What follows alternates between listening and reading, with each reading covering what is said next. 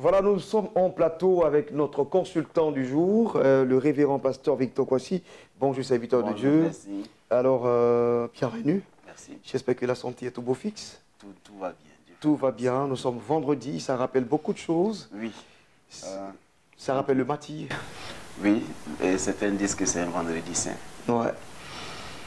Et certains vendredis qui nous rappellent beaucoup de choses. Et surtout nous les chrétiens qui nous rappellent que notre vie a pris un bel élan. C'est clair. À cette période. On va parler un peu où? Oui, à cette période. Et Exode 12 nous dit que ça devrait être le premier jour. Le jour de la Pâque devait être le premier jour, bien le premier mois de l'année pour nous. Et on dira que notre année commence maintenant par la grâce de notre Seigneur Jésus-Christ à travers son sacrifice. Mais revenons à Exode chapitre 12, verset 8, qui dit comment manger la Pâque. Le contenu de la Pâque est un pain sans levain, de la viande, c'est-à-dire un agneau, et puis de l'herbe amère. Je me suis souvent posé la question de savoir pourquoi on devait ajouter de l'herbe amère dans ce qui est déjà quelquefois difficile à manger. Parce qu'on devait rôtir la viande au feu, et une viande rôtie au feu ne se mange pas aussi facilement.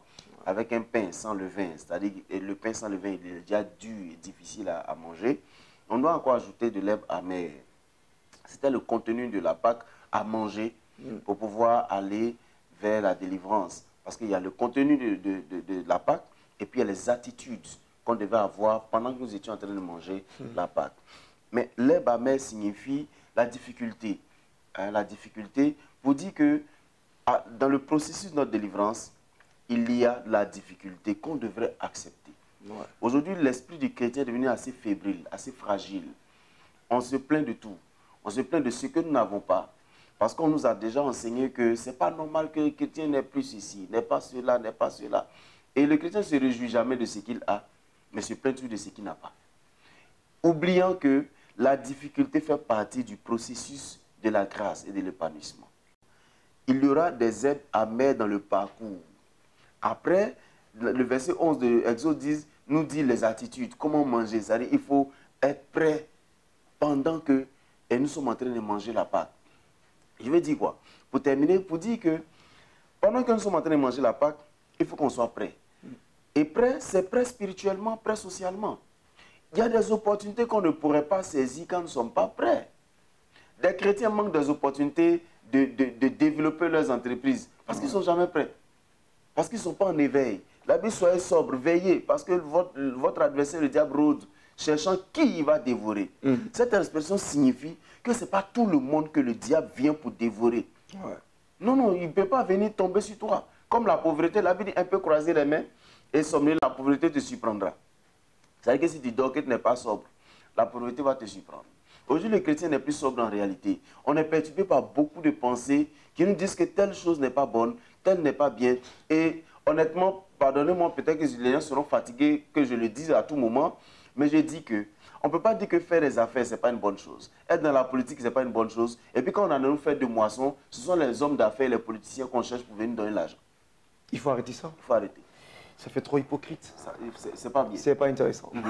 C'est pas bien. C'est pas bien. Alors justement, ce livre d'Exode, ou le chapitre 12, vous dénoncez, mais nous fait penser encore à la croix de Jésus-Christ. Absolument. C'est toute la symbolique. Jésus-Christ qui est le pain de vie, n'est-ce pas, qui goûte justement à du vinaigre, qui est justement de l'herbe amère, et qui est au soleil, qui est comme rôti au soleil, mais la Pâque se prenait aussi entre deux soirs, et là, on s'est dit qu'à 15 h, il y a une sorte d'obscurité qui descend.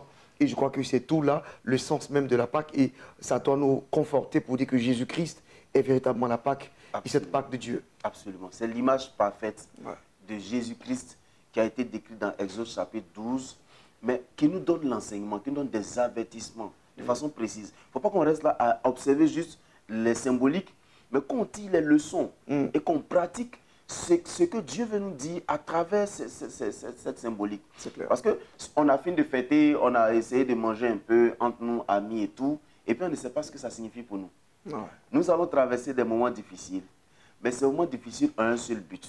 Nous conduire à la meilleure version de nous-mêmes, je dis à la maturité, pour que nous puissions saisir les opportunités qu'il faut pour notre vie spirituelle et notre vie sociale.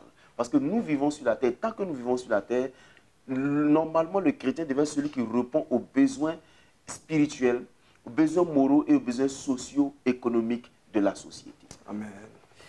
Merci infiniment, toujours un plaisir. C'est de la masterclass. J'aime écouter ce monsieur parce que magistralement bien calé, il s'est donné la connaissance qu'il a et c'est ça aussi, le savoir-faire. Voilà, c'est important. Merci infiniment.